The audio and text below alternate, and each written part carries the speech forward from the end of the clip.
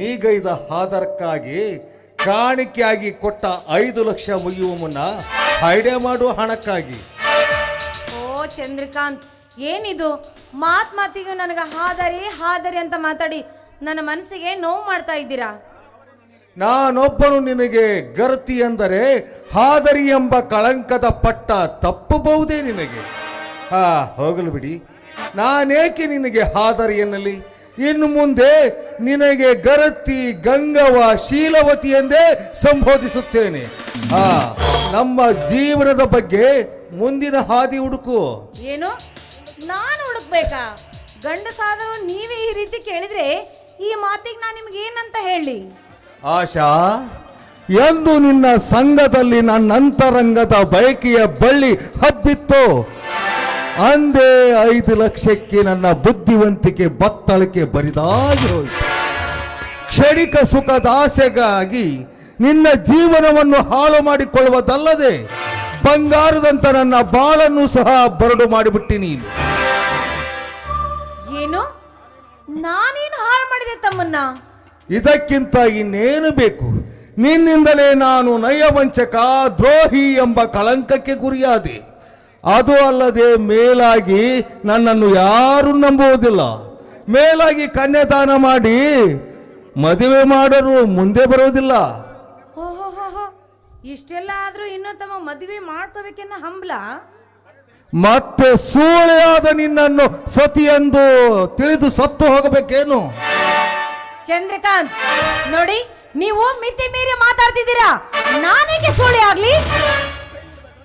ಕೈ ಹಿಡಿದ ಗಂಡನಿಗೆ 2 ಬಗೆದು ಮಿಂಡನೊಂದಿಗೆ ನಕ್ಕು ನಲಿಯುವ ನಿಮ್ಮಂತ ರಂಡರಿಗೆ ಸತಿ ಎಂದು ಒಪ್ಪಿಕೊಳ್ಳಲು ಮತಿ ಕಳೆದುಕೊಂಡ ಮಂಗ ನಾನಲ್ಲ. ನಾನು ಮನಸ್ಸು ಮಾಡಿದರೆ ಲಕ್ಷಕ್ಕೂ ಮಿಗಿಲಿ ಹಣವು ಸುರಿವಿ ನನ್ನ ಮದುವೆ ಮಾಡಲು ಸಿದ್ಧರಿದ್ದರು ನನ್ನ ಸೋದರ ಮಾವ. ಆಶಾ, ನಿನ್ನ ಜೀವನದ ಭದ್ರತೆಗಾಗಿ ನನ್ನ ಬದುಕನ್ನೇ ಬರಡು ಮಾಡಿಬಿಟ್ಟಿ ನೀನು. ನೋಡಿ ಚಂದ್ರಕಾಂತ್, ದಯವಿಟ್ಟು ನೀವೀಗೆಲ್ಲ ಮಾತಾಡ್ಬೇಡಿ. ಅಲ್ಲ, ನಿಮ್ಮನ್ನು ಬಿಟ್ಟರೆ ಈ ಪ್ರಪಂಚದಲ್ಲಿ ಬೇರೆ ನನಗೆ ಯಾರೂ ಇಲ್ಲ.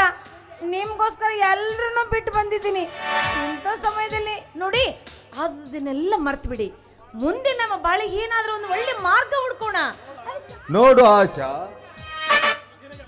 ನಿನಗೆ ಮೋಸ ಮಾಡಬೇಕು, ನಿನ್ನನ್ನು ನಡು ನೀರಿನಲ್ಲಿ ಕೈ ಬಿಡಬೇಕು ಎಂಬ ಕೀಳು ಭಾವನೆ ನನ್ನ ಮನದಲ್ಲಿಲ್ಲ.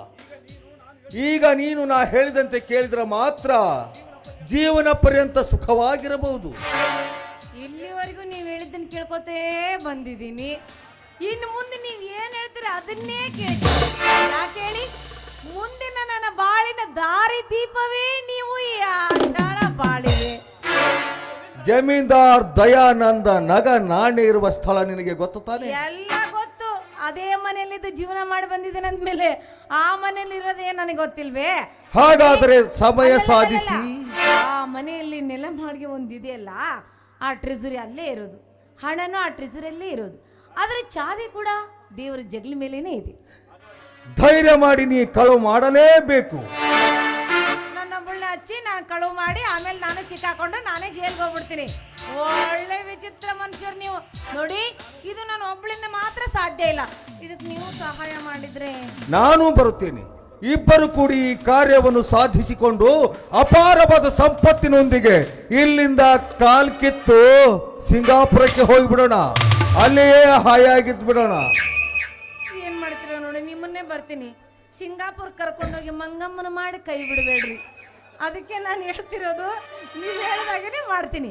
ಈ ಕಾರ್ಯ ಆಯಿತು ಅಂತಾನೆ ಅನ್ಕೊಳ್ಳಿ. ನೋಡಿ, ಆದಷ್ಟು ಬೇಗ ನಾನೆಲ್ಲ ವ್ಯವಸ್ಥೆ ಮಾಡ್ತೀನಿ.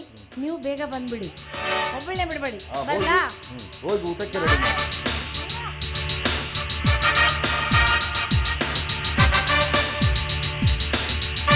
ಅಂತೂ ಆಶಳಿಗೆ ನನ್ನ ಮಾತೇ ಮಾನ್ಯ.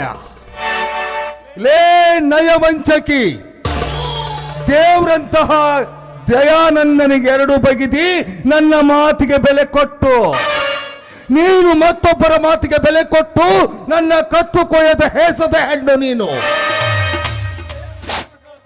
ದಯಾನಂದನ ಸಕಲ ಸಂಪತ್ತು ನನ್ನ ಕೈವಶವಾದಾಗಲೇ ನೀನು ಕಾಲ ನರಮನಿ ಸೇರಲೇಬೇಕು.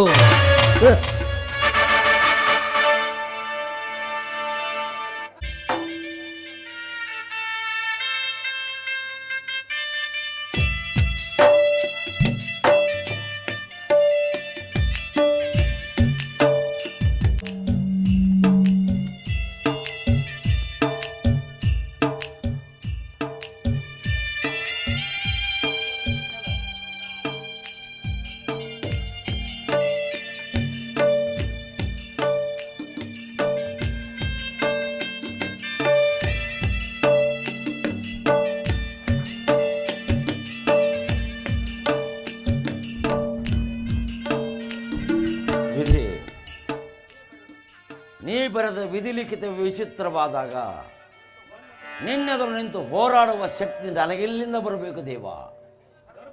ಧರ್ಮದ ದಾರಿಯಲ್ಲಿ ನಡೆದು ಸತ್ಕೀರ್ತಿವಂತನಾಗಿ ಬದುಕಬೇಕೆಂಬ ನನ್ನ ಬಾಳೆಗೆ ಕಣ್ಣು ಕಟ್ಟಿ ನೀ ಬಿಟ್ಟಾಗ ಕಲ್ಲು ಮುಳ್ಳುಗಳನ್ನು ತುಳಿಯಬೇಕೇ ವಿನಃ ಹೂವಿನ ರಾಶಿಯನ್ನಲ್ಲ ದೇವ. ಹಿಂದೆ ನಾನು ಅಷ್ಟು ಪಾಪ ಮಾಡಿದ್ದೀನೋ ನನಗೆ ಗೊತ್ತಾಗ್ತಾ ಇಲ್ಲ.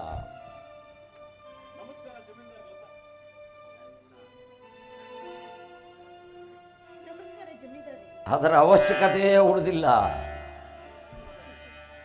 ಜೀವನದಲ್ಲಿ ನಾನು ನಿಮ್ಮನ್ನ ಇಂಥ ಸ್ಥಿತಿಯಲ್ಲಿ ನೋಡ್ತೀನಿ ಅಂತ ನಾನು ಕನಸಲ್ಲೇ ಕೂಡ ಭಾವಿಸಿರ್ಲಿಲ್ಲ.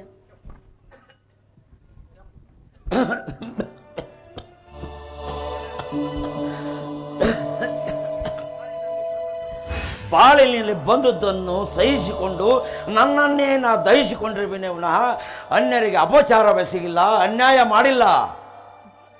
ನಾನಿಲ್ಲಿ ಹಾಗೆ ಹೇಳಿದೆ. ಮರದ ಮೇಲೆ ಕುಳಿತ ಕೋಗಿಲಿನ ಕೊಟ್ಟು ಕಿಲಕಿಲನ ನಗಬೇಕಾದ ಈ ನಿಮ್ಮ ಬಾಳು ಬೇವಿನ ಮರದ ಮೇಲೆ ಕುಳಿತಂತ ಕಾಗಿನ ಕಂಡು ಕಡು ತಾಪ ಪಡುವಂತಾಯ್ತಲ್ಲ ಅಂತ ನನ್ನ ಮನಸ್ಸಿಗೆ ವೇದನೆ ಆಗ್ತಾ ಇದೆ. ತೀರಾ ತಪ್ಪು ಕಲ್ಪನೆ ನಿಮ್ಮದು. ಕೋಗಿಲಿಗೆ ಕಾಗೆ ಸಂಬಂಧ ಬೆಳೆಸಿ ಮಾಮರದಿ ಕುಳಿತ ಕೋಗಿಲೆಯನ್ನು ಮತ್ಸರದೆ ಬೇವಿನ ಮರದಲ್ಲಿ ತಂದು ಕುಳಿಸಿ ಕಾಗೆಯ ಜೊತೆ ಮಾಡಿ ಕಾಗೆ ಕೂಡ ಕೆಲ ಕಾಲ ಪ್ರೀತಿಯಿಂದ ಎದ್ದು ಕೋಗಿಲೆಗೆ ವಂಚನೆಗೈದು ಹಾರಿ ಹೋದಾಗ ಕೋಗಿಲೆ ದೈವ ಕರುಣಿಸಿದ ಕಾಗೆಯನ್ನು ಕಳೆದುಕೊಂಡಿನಲ್ಲ ಎಂದು ಸಂಕಟ ಪಡುವ ಸಮಯದಲ್ಲಿ ಅಪಹಾಸ್ಯ ಮಾಡುವ ಬುದ್ಧಿ ನಿಮ್ಮದು. ಛೇ, ತಾವೇನೇನು ವಿಚಿತ್ರವಾಗಿ ಮಾತಾಡಿ ನನ್ನ ಬಗ್ಗೆ ನೀವು ತಪ್ಪಾಗಿ ತಿಳಿದುಕೊಂಡಿದ್ದೀರಾ ಅಷ್ಟೇ. ನಾನು ಜೀವನದಲ್ಲಿ ಯಾರನ್ನೂ ತಪ್ಪಾಗಿ ತಿಳಿದುಕೊಂಡಿಲ್ಲ, ತಿಳಿದುಕೊಳ್ಳುವುದೂ ಇಲ್ಲ. ಅಂತ ಕ್ಷುಲ್ಲಕ ಬುದ್ಧಿ ನನಗಿದ್ದರೆ ನನಗೆ ಮೋಸ ಮಾಡಿದ ನಿನ್ನ ಗೆಳತಿಯನ್ನು ಗುಂಡಿಟ್ಟು ಕೊಂದು ದಕ್ಷಿಸಿಕೊಳ್ತಾ ಇದ್ದೆ. ನಿಜ, ಆ ದೇವರು ನಿಮಗೆ ಆ ಸಮಯದಲ್ಲಿ ದುರ್ಬುದ್ಧಿಯನ್ನು ಕೊಡದೆ ಸುಬುದ್ಧಿಯನ್ನು ಕೊಟ್ಟ. ಇಲ್ಲದೆ ಹೋಗಿದ್ರೆ ಇಷ್ಟೊತ್ತಿಗೆ ತಾವು ಜೈಲು ಸೇರುತ್ತಿದ್ದೀರಾ ಅಂತ ಹೇಳ್ತಿರ್ವಲ್ಲ,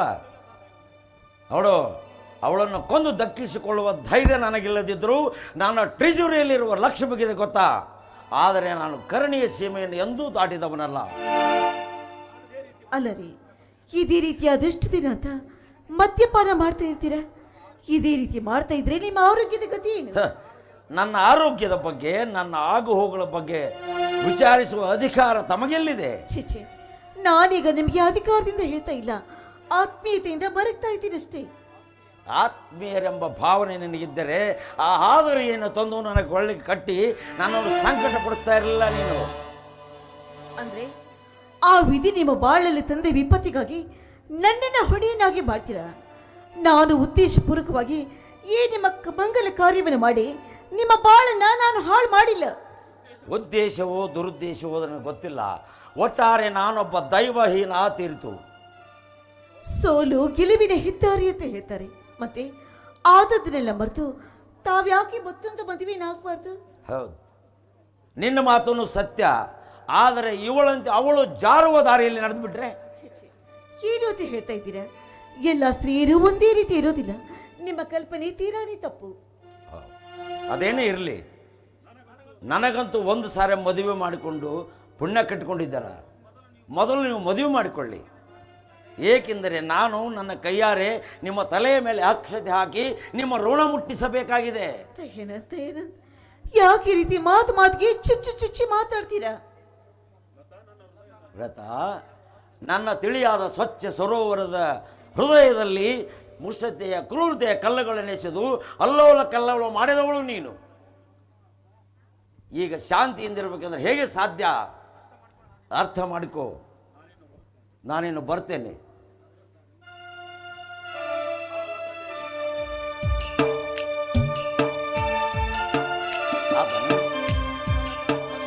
ಲತಾ,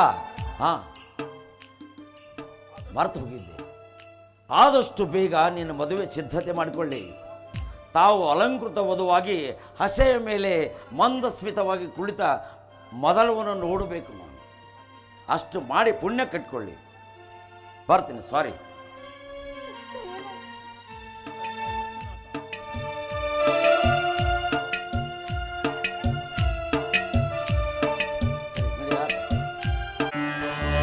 ಗಣಿ, ಊಟ ನಿದ್ರೆ ಇಲ್ಲದೆ ಸದಾ ಕುಡಿಯುತ್ತಾ ಕಾಲ ಹರಣ ಮಾಡಿದರೆ ನಿಮ್ಮ ಆರೋಗ್ಯದ ಗತಿ ಏನು?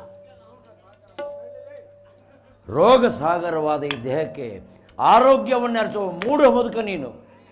ಲಿಂಗಜ್ಜ, ನಶ್ವರವಾದ ಈ ದೇಹಕ್ಕೆ ಆರೋಗ್ಯದ ಅವಶ್ಯಕತೆ ಉಳಿದಿಲ್ಲ. ಹಾಗೆಂದರೆ ಹೇಗೆ ದನಿ? ತಮ್ಮಿಂದಲೇ ಈ ಮನೆಯ ವಂಶ ಜ್ಯೋತಿ ಹಾ, ನನ್ನಿಂದಲೇ ನಂದಿ ಹೋಗುವುದೆಂದು ಬೆಂದಿದೆಯಲ್ಲವೇ ನಿನ್ನ ಆತ್ಮ. ಕಾಲಕ್ಕೆ ತಕ್ಕಂತೆ ನಡೆಯಬೇಕು ಲಿಂಗಜ್ಜ. ನಾವು ಈ ನಿನ್ನ ದನಿ ಸುಖದಿ ಲೋಲಾಡುವ ಒಂದು ಕಾಲ ಬಂದಿತ್ತು. ಆ ಕಾಲ ಈಗ ಉಳಿದಿಲ್ಲ. ನಾನು ಎಷ್ಟೇ ಪ್ರಯತ್ನ ಪಟ್ಟರೂ ಕಾಲ ಉಳಿಯುವುದಿಲ್ಲ ಲಿಂಗಜ್ಜ. ಕಾಲವೇ ತರದು ದನಿ, ಕಾಲವೇ ತರದು. ನಾವು ನಡೆದಂತೆ ನಡೆಸುತ್ತದೆ ಕಾಲ. ಹುಚ್ಚು ಮುದುಕ, ತಪ್ಪು ನಿನ್ನ ಕಲ್ಪನೆ. ಕಾಲ ಬದಲಾದಾಗ ಅಜ್ಞಾನಿ ನವಕವಿಯಾಗುವನು. ನೀಡುವ ಕೈ ತಾ ಬೇಡಲುದ್ದು, ಶೀಲವತಿ ತಾ ಪಥವ ತಪ್ಪುವಳು. ಹೆಳವ ಕಾವ್ಯ ಕುರುಡ ಕಾವ್ಯವನ್ನೋದು, ಹೆಳವ ನರ್ತನ ಮಾಡುವನು, ಗುಬ್ಬಿ ಗಡನಾಗುವುದು. ಹೇಳಿ ತಾ ಕಾಡ ಕೇಸರಿಯಾಗಿ ಕೇಕೆ ಹಾಕುವನು ಗೊತ್ತಾ ಲಿಂಗಜ್ಜ? ಇವತ್ತು ತಾವು ಏನೇನೋ ಮಾತನಾಡ್ತಿದ್ದೀರಿ.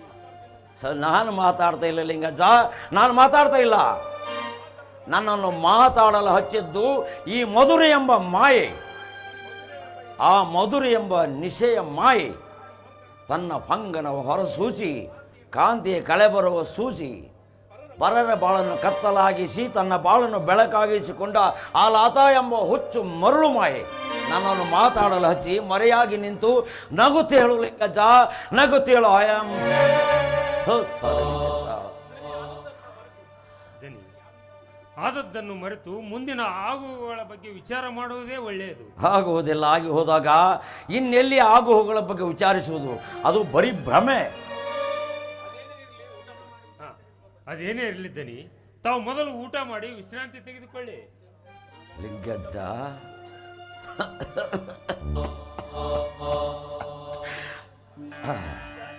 ಶಾಂತಿ ಇಲ್ಲದ ಮನಕ್ಕೆ ಇನ್ನೆಲ್ಲಿಯ ವಿಶ್ರಾಂತಿ ಲಿಂಗಜ್ಜ? ಹಾ ಬೇಕು ಲಿಂಗಜ್ಜ, ನನಗೆ ವಿಶ್ರಾಂತಿ ಬೇಕು. ಆದರೆ ಶಾಶ್ವತವಾದ ಶಾಂತಿ ಬೇಕು. ಯಾರೇ ಎಬ್ಬಿಸಿದರೂ ಏಳಲಾರದ ಚಿರಶಾಂತಿ ಬೇಕು ಲಿಂಗಜ್ಜ, ಚಿರಶಾಂತಿ ಬೇಕು. ಅಶುಭವನ್ನು ಆಡಬೇಡ ದನಿ, ಅಶುಭವನ್ನು ಆಡಬೇಡಿ.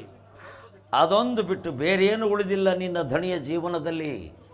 ಶುಭವೆಂಬುದು ನಿನ್ನ ದಣಿಯ ತಿರುಕನ ಕನಸಾಗಿ ಹೋಗಿದೆ.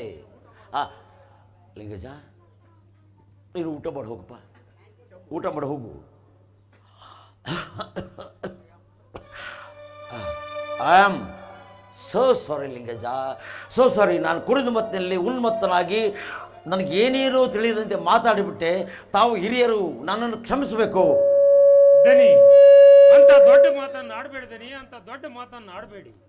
ಅಂತ ದೊಡ್ಡ ಮಾತನ್ನಾಡಿ ಈ ಮುದುಕನ ಮನಸ್ಸನ್ನು ನೋಯಿಸಬೇಡ ದನಿ, ನೋಯಿಸಬೇಡಿ. ಎಷ್ಟಾದರೂ ನಾನು ನಿಮ್ಮ ಸೇವಕ, ನೀವು ನಮಗೆ ಅನ್ನ ಹಾಕಿದ ದನಿಗಳು. ಹುಚ್ಚು ಮುದುಕ, ಹುಚ್ಚು ಮುದುಕ ಏನೇನೋ ಬಡಬಡಿಸ್ತಾನೆ. ಅಪಾರವಾದ ಅಭಿಮಾನವನ್ನು ಇಟ್ಟುಕೊಂಡಿದ್ದಾನೆ ಈ ದಯಾಹೀನ ಧರ್ಮಹೀನ ದಯಾನಂದನ ಮೇಲೆ.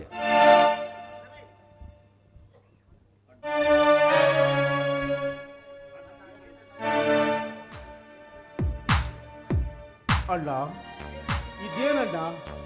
ಅಣ್ಣ, ಹಿರಿಯರಾದ ನೀವೇ ದೇವ ಮಂದಿರದಂತಿರುವ ಈ ಮನೆಯನ್ನ ಮದ್ಯದಂಗಡಿ ಮಾಡಿಬಿಟ್ಟಲ್ಲಣ್ಣ, ಮದ್ಯದಂಗಡಿ ಮಾಡಿಬಿಟ್ಟಲ್ಲ.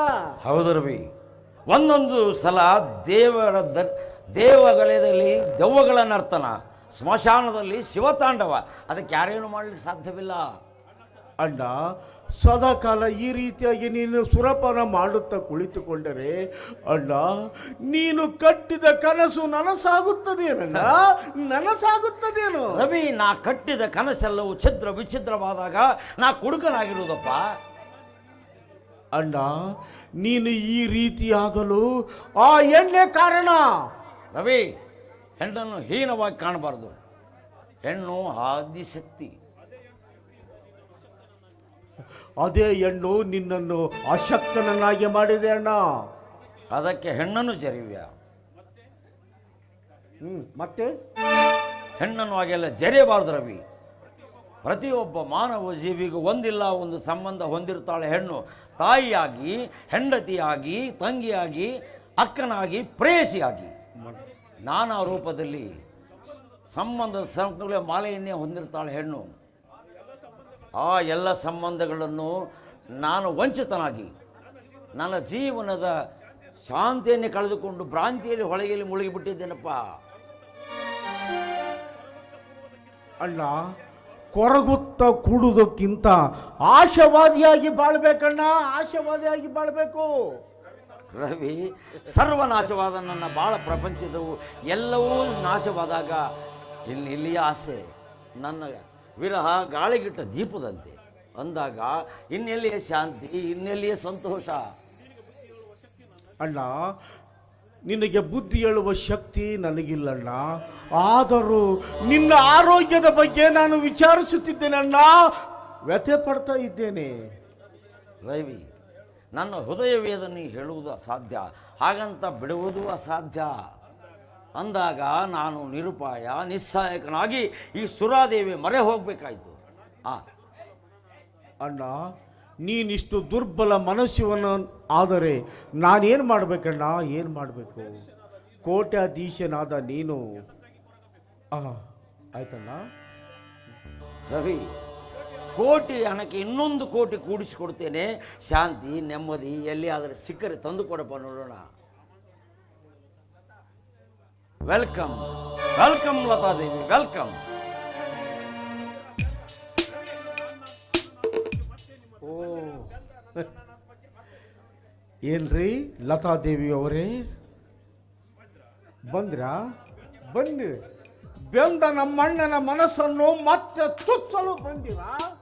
ರವಿ, ಏಕೆ ಇನ್ನು ನಿಮ್ಮ ಛಲ ತೀರಿಲ್ಲವೇ? ನಿನ್ನಿಂದಲೇ ನಮ್ಮಣ್ಣ ಕುಡಿದು ಕುಡಿದು ತನ್ನ ಕರಳನ್ನು ಸುಟ್ಟುಕೊಳ್ಳುತ್ತಿದ್ದಾನೆ.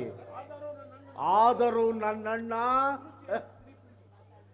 ಶ್ರೀ ಪೂಜ್ಯ ಸ್ಥಾನಳು ನಮ್ಮಣ್ಣನ ದೃಷ್ಟಿಯಲ್ಲಿ. ರವಿ, ಮನೆಗೆ ಬಂದ ಮಹಾಲಕ್ಷ್ಮಿಯನ್ನು ಈ ರೀತಿ ತಿನ್ನಿಸಿ ನಾನು ಸಹಿಸಿಕೊಳ್ಳುವುದಿಲ್ಲ. ಹೆಣ್ಣು ಅಹಿಂಸೆ ತ್ಯಾಗಗಳ ಪುತ್ಥಳಿ, ಬಾಳಿನ ಧಾರ್ಮಿಕತೆಯನ್ನು ಪವಿತ್ರತೆಯನ್ನು ರಕ್ಷಿಸುವ ರಕ್ಷಣಾಧಿಕಾರಿ ಹೆಣ್ಣು ಅಲ್ಲವೇ ಲತಾದೇವಿ? ತಮಗಿಂತಲೂ ತಿಳಿದವಳು ನಾನಿಲ್ಲ. ಆದರೂ ಸ್ತ್ರೀ ಕುಲದ ಬಗ್ಗೆ ತಾವಿಟ್ಟ ಬೆಲೆ ಅಭಿಮಾನಕ್ಕೆ ನಾನು ಸದಾಕಾಲ ಋಣಿಯಾಗಿರ್ತೀನಿ. ರವಿ, ಲತಾದೇವಿಗೆ ಹಾಲು ಕೊಡಲು ಲಿಂಗಜ್ಜನ್ ಹೇಳು. ಆಯ್ತಣ್ಣ. ಅಲ್ಲದೆ ಏನಂತ ಪರರಿಗೆ ಹಾಲುಣಿಸಿ ನೀವು ಈ ರೀತಿ ಹಾಲವನ್ನು ಸ್ವೀಕಾರ ಮಾಡ್ತೀರಲ್ಲ, ಇದು ಯಾವ ನ್ಯಾಯ? ಇದು ಯಾವ ಧರ್ಮ? ನನ್ನದೇ ಆದ ನ್ಯಾಯಾಲಯದಲ್ಲಿ ನಾನೇ ನ್ಯಾಯಾಧೀಶ, ನಾನೇ ನ್ಯಾಯವಾದಿ, ನಾನೇ ಅಪರಾಧಿ ಅಂದಾಗ ರಕ್ಷಿಸಿಕೊಳ್ಳುವ ಹಕ್ಕು ಯಾರಿಗೂ ಇಲ್ಲ, ಶಿಕ್ಷಿಸಿಕೊಳ್ಳುವ ಹಕ್ಕು ಎಲ್ಲರಿಗೂ ಇದೆ. ತಾವು ಬರಬರ್ತಾ ತತ್ವಜ್ಞಾನಿಗಳಾಗ್ತಾ ಇದ್ದೀರಾ ಅಂತ ಕಾಣಿಸುತ್ತೆ. ಜ್ಞಾನಿಯಾಗಲು ಶಕ್ತಿ ಬೇಕು. ಸಮಯವಿದೆ, ಬನ್ನಿ ಕುಳಿತುಕೊಳ್ಳಿ ಜಮೀನ್ದಾರ. ಆಗಲಿ. ಇಲ್ಲೇ ದಿನೇಶ್ ಅಂದ್ರೆ ಯಾರು ಸರ್? ಯಾಕಪ್ಪ? ನಾನೇ ದಿನೇಶ್. ಸರ್, ನಿಮ್ಮ ಸಹೋದರನ ಮದುವೆ ನಿಲ್ಲಿಸಿಬಿಡಿ ಸರ್. ಯಾಕಪ್ಪ, ಏನಾಯ್ತು? ಅದಿದ್ದಾದ್ರೆ ಏನಂತ ಕೂಲಂಕುಷವಾಗಿ ಹೇಳ್ಬಾರ್ದೆ? ಕ್ಷಮಿಸಿ ಸರ್, ನಿಮ್ಮ ಮಗಳನ್ನು ಬರುವ ಕರ್ಕೊಬರ್ಕಾಗ ಹೊರಗೆ ಆಕ್ಸಿಡೆಂಟ್ ಆಗಿ ಸತ್ತೋಗ್ಬಿಟ್ಟ ಸರ್. ಆಶಾ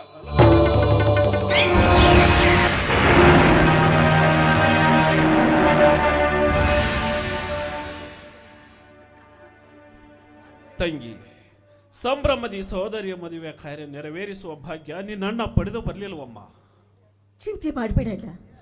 ಈ ದಿನ ಜನ್ಮದಲ್ಲಿ ನಾನಾರ ಮಂಗಲ ಕಾರ್ಯಕ್ಕೆ ಕಲ್ಲು ಹಾಕಿದ್ದು ಏನು? ಆ ದೇವರು ನನಗೆ ಈ ರೀತಿ ಕಾಟವನ್ನು ಕೊಡ್ತಾ ಇದ್ದೇನೆ ಅಂದಮೇಲೆ ಇದರಲ್ಲಿ ನಿನ್ನದಾವ ತಪ್ಪು ಇಲ್ಲ. ಅದಕ್ಕಿಲ್ಲ ನನ್ನ ಹಣೆ ಬರಹ, ನಾನು ದುರ್ದೈವಿ ಅಣ್ಣ.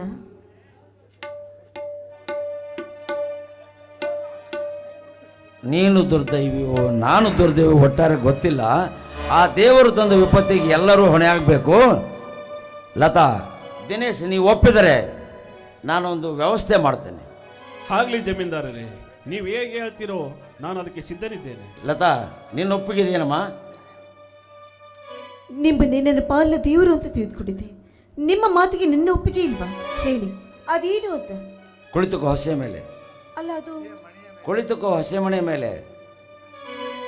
ರವಿ, ಅನುಮಾನಕ್ಕೆ ಅವಕಾಶ ಕೊಡದೆ ಅವಳ ಕೊರಳಿಗೆ ಮಾಂಗಲ್ಯ ಕಟ್ಟು, ಸತಿಯನ್ನು ಸ್ವೀಕರಿಸಿ. ಅದೆಲ್ಲ ನಡೆದು ಹೋದ ಕನಸನ್ನು ತಿಳಿದು ಅವಳ ಕೊರಳಿಗೆ ಮಾಂಗಲ್ಯ ಕಟ್ಟು ಅಷ್ಟೇ.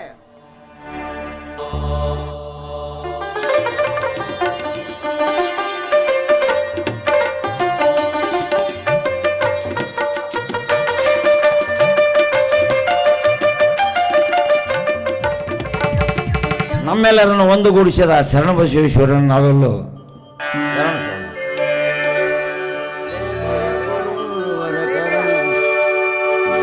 ಜಯ ಗುರುವರ ಕರುಣ ಸಾಗರ,